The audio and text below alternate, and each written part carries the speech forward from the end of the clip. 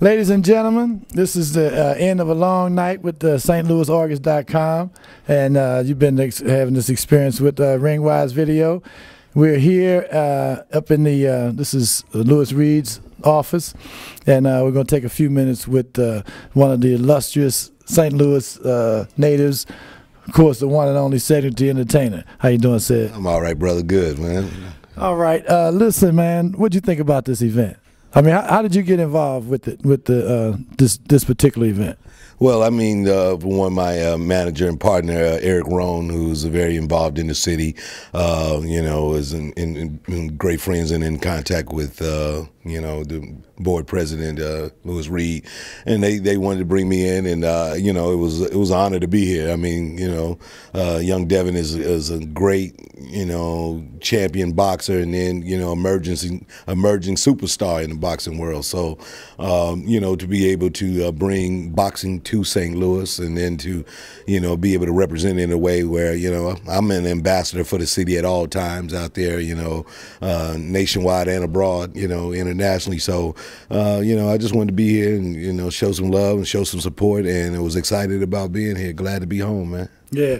What I liked about it was that they had to focus on these young kids coming up behind him. I mean, shedding some light on, giving them some hope for the future for themselves, and trying to keep them on track in terms of their boxing career, or just the discipline in life in general, to save them from a lot of the ills of society that we see in today.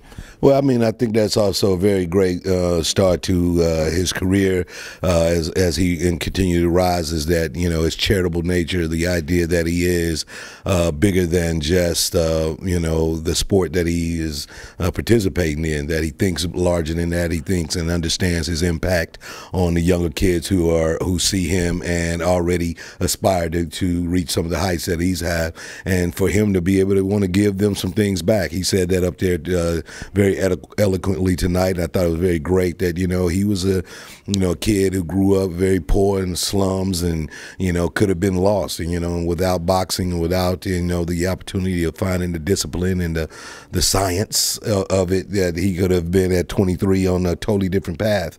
And so for them to give back and to recognize those young folks who are out there that, you know, need something to aspire to dream for, then, you know, that's what it's all about. So I'm proud of him on that level all along.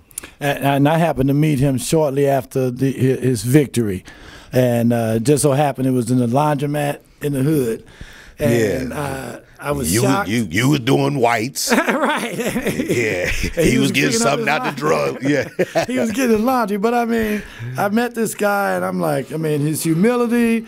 Yeah, he didn't have an entourage with him. He didn't have a, you know, a big car. I mean, he was just the regular guy. And you could see that he had the character that it takes to be a real champion and to really represent the city and boxing really as a whole in a really good light. Yeah, man. I mean, you know, we've had some great boxing champs, and, you know, and a really strong pedigree in the boxing world from St. Louis, you know, and but it'll be good someone to see with that, you know, his degree of integrity and character and just kind of selflessness, and he's just got a real spirit of a gentleman, you know, that they would call that a pugilist, you know. So yes, a pugilist. Yeah, pugilist. A pugilist. Yes. In a colloquial black dialect. Exactly.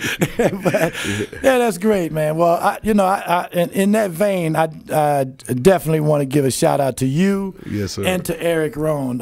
You know, I had the occasion to see you guys a couple of years ago out at Webster University, when you did a seminar out there. I took a young rapper out there with me that I was mentoring at the time. And just to listen to you guys, I mean, and the presentation that you guys did was amazing, man. And that was the kind of giving back that I left there thinking, okay, you know, these are the kind of people that we need, you know, in the business to give people some guidance, some direction in terms of how to do things. Yeah. You know, just what to stay away from, what to try to gravitate to, and not to make the same mistakes that a lot of people have made in the past. And I think you guys did a great job and made a great contribution. I don't know if that was a tour you were doing or if that was a one-time thing, but, you know, that's something that I think would was really beneficial. Oh, well, thank you very much. Yeah, it's something that we, Eric and I, we've done on more than one occasion. But it is the opportunity of showing the two sides. I mean, it's even very rare in our business to have people who've been business partners as long as we have, and to kind of see the business side mix in with the show side, and then to be able to accomplish as many goals. And we wanted to show too that that kind of cohesiveness, that kind of work togetherness.